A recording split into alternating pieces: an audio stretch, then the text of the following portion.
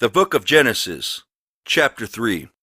Now the serpent was more subtle than any beast of the field which the Lord God had made. And he said unto the woman, Yea, hath God said, Ye shall not eat of every tree of the garden? And the woman said unto the serpent, We may eat of the fruit of the trees of the garden, but of the fruit of the tree which is in the midst of the garden, God hath said, Ye shall not eat of it, neither shall ye touch it, lest ye die. And the serpent said unto the woman, Ye shall not surely die.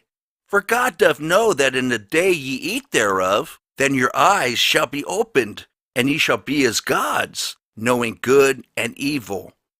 And when the woman saw that the tree was good for food, and that it was pleasant to the eyes, and a tree to be desired to make one wise, she took of the fruit thereof, and did eat, and gave also unto her husband with her, and he did eat. And the eyes of them both were opened, and they knew that they were naked. And they sewed fig leaves together, and made themselves aprons. And they heard the voice of the Lord God walking in the garden in the cool of the day. And Adam and his wife hid themselves from the presence of the Lord God amongst the trees of the garden. And the Lord God called unto Adam, and said unto him, Where art thou?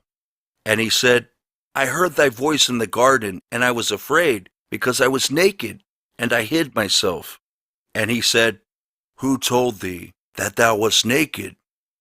Hast thou eaten of the tree whereof I commanded thee that thou shouldest not eat? And the man said, The woman whom thou gavest to be with me, she gave me of the tree, and I did eat. And the Lord God said unto the woman, What is this that thou hast done? And the woman said, The serpent beguiled me, and I did eat.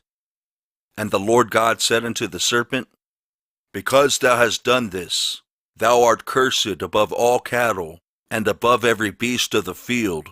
Upon thy belly shalt thou go, and dust shalt thou eat all the days of thy life. And I will put enmity between thee and the woman, and between thy seed and her seed. It shall bruise thy head, and thou shalt bruise his heel. Unto the woman he said, I will greatly multiply thy sorrow and thy conception. In sorrow thou shalt bring forth children, and thy desire shall be to thy husband, and he shall rule over thee. And unto Adam he said, Because thou hast hearkened unto the voice of thy wife, and hast eaten of the tree, of which I commanded thee, saying, Thou shalt not eat of it, cursed is the ground for thy sake. In sorrow shalt thou eat of it all the days of thy life. Thorns also and thistles shall it bring forth to thee, and thou shalt eat the herb of the field. And the sweat of thy face shalt thou eat bread, till thou return unto the ground. For out of it wast thou taken, for dust thou art, and unto dust shalt thou return. And Adam called his wife's name Eve, because she was the mother of all living.